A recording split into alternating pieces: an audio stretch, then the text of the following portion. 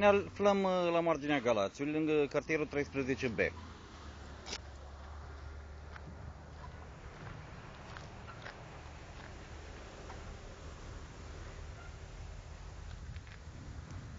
Și nimeni nu-și dă interesul să facă curățenie.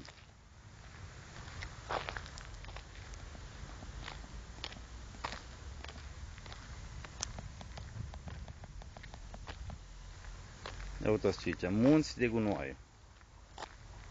La munți efectiv. Deci Napoli de la Galați.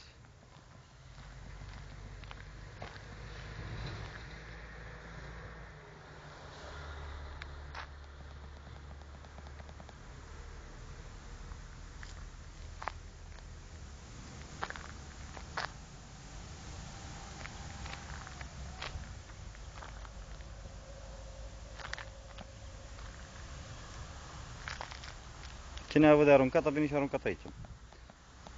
Nimeni nu ia o amendă, nimeni nu își dă interesul să curețe, să facă orașul mai curat. Primăria, cred că nici nu știe de locul ăsta că există. Uitați aici.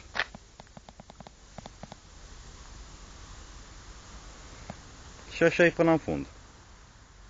E de ajuns.